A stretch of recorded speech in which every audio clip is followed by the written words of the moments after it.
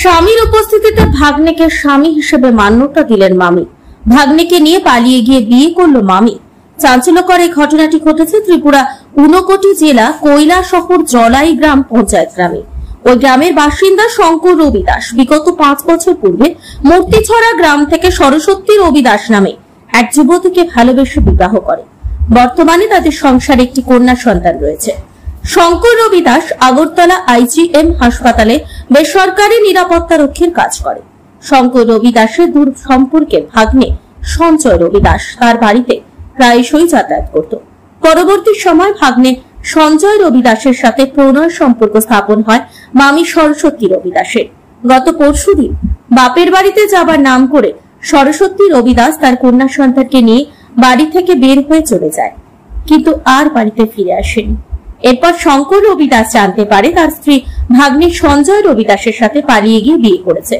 এরপর কৈলাসহর মহিলা থানায় অভিযোগ দায়ের করে অসহায় স্বামী শঙ্কর রবি দাস।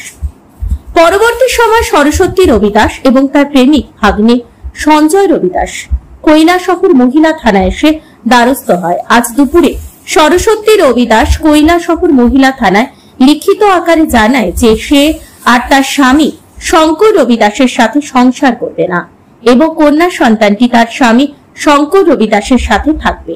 পাশাপাশি সরস্বতী রবি দাস নতুনভাবে সংসার করবে তার ভাগ্নে সঞ্জয় রবি দাসের সাথে। এতে অসহায় স্বামী শঙ্কর রবি দাস ও স্বাক্ষর করে, কিন্তু স্ত্রীর মায়ায় অসহায় স্বামী শঙ্কর রবি দাস ও তাদের ছোট্ট মেয়েটি তার মায়ের জন্য কান্নায় ভেঙে পড়ে। অন্যদিকে সরস্বতী রবি দাস জানিয়েছেন সে তার প্রেমিক তথা ভাগ্নে সঞ্জয় রবি দাসকে ছাড়া বাঁচবে না। আমার শ্বশুর বাড়িতে যখন আমি পাঠাইছি, আমি আগরতলা থাকা সত্ত্বে আমি পাঠাইছি, তাইলে যে তুমি যাও আমার বাড়িতে একটু বেড়াই আইবা, প্লাস তোমার মায়ের বাড়িতেও যা বেড়াই আইবা। এই সময় ছেলেটা 2 বার গেছে। আমার শ্বশুর বাড়ির লোক কিন্তু একবারও আমার ফোন করে কইছে না যে ও তুমি জামাই তুমি কই আসো, অন্য ছেলে লয়ে আইতে আসে, তুমি তো একবারও আইতে আসো। মানে তোমার অভিযোগটা হচ্ছে তোমার শ্বশুর বাড়ি সম্পূর্ণ জানে ওই ছেলেটার সাথে যে জানে না তোমার স্ত্রীর সম্পর্ক আছে।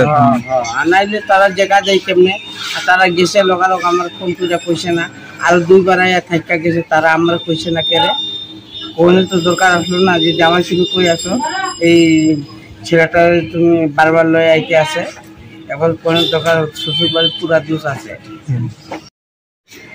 তোমার মেয়েটা কই? মেয়েটা লয়ে গেছে লগে। কতদিন আগে বিয়া করছো? বিয়া করছি আমি এখন ধরেন 5 বছর হলো। Love marriage? Love marriage. আচ্ছা আচ্ছা। মেয়েটার নাম কি? বউয়ের নাম? বউয়ের নাম সরস্বতী রবি দাস। বয়স কত? বয়স হ্যাঁ 22। তুমি কি করো? আমি আগরতলাতে IGM সিকিউরিটি ডিউটি। এখন কি চাইতেছো?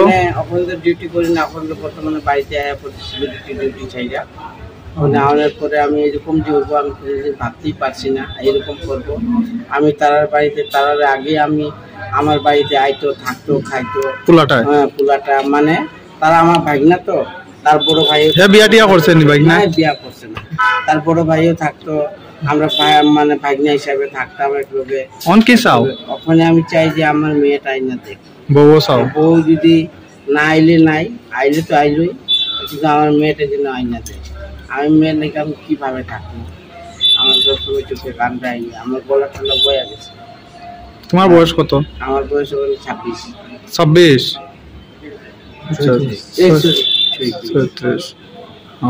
ছেলেটা কি করে? এমনি ছেলেটা তো বেঙ্গলোর আসছিল, আজকে 1 থেকে 2-2.5 মাস আগে আইছে। ঠিক আছে ঠিক আছে।